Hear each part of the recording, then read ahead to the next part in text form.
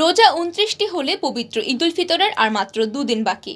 এর মধ্যেই সিলেট শহর ছাড়তে শুরু করেছেন ঘরমুখো মানুষ। বিশেষ করে সিলেটের বাইরের জেলার বাসিন্দারা ঈদের ছুটি কাটাতে সপরিবারে ফেরা শুরু করেছেন।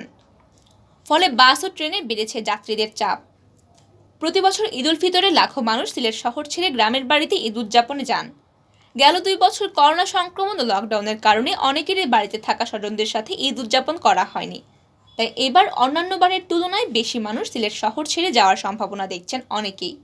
ঈদুল ফিতরকে সামনে রেখে গেল ২৩ এপ্রিল থেকে দেশের বিভিন্ন গন্তব্যে ট্রেনের অগ্রিম টিকিট বিক্রি শুরু হয়েছে। অগ্রিম টিকিট কাটার সময় যাত্রীদের এনআইডি বা জন্ম সনদের ফটোকপি দেখাতে হচ্ছে।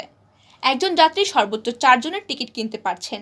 সেক্ষেত্রে তাকে অন্য ৩ জনেরও এনআইডি বা জন্ম সনদ দেখাতে হচ্ছে। ঈদের পর ফিরতি যাত্রা শুরু করতে হবে ৫ মে থেকে। সেই টিকিট বিক্রি শুরু হবে ১ মে থেকে। এরপর যথাক্রমে ৬ মের জন্য ২ মে, ৭ মের জন্য ৩ মে এবং ৮ মের জন্য ৪ মে টিকিট কেনা যাবে। চাঁদ দেখা সাপেক্ষে আগামী ২ মে ঈদুল ফিতর হওয়ার সম্ভাবনা রয়েছে। সেই অনুযায়ী ঈদের ৯ দিন আগে অগ্রিম টিকিট বিক্রি শুরু করে দিয়েছে Bangladesh railway. Sylhet railway station ঘুরে দেখা যায় যাত্রীদের তেমন কোনো ভিড় নেই। টিকিট কাটতে আসা যাত্রীরা বলেন, এখনও পর্যন্ত তেমন কোনো ভোগান্তিতে পড়তে হয়নি তাদের। অনলাইন টিকিট সহজেই পাওয়া যাচ্ছে, বাড়তি ভাড়াও দিতে হচ্ছে না।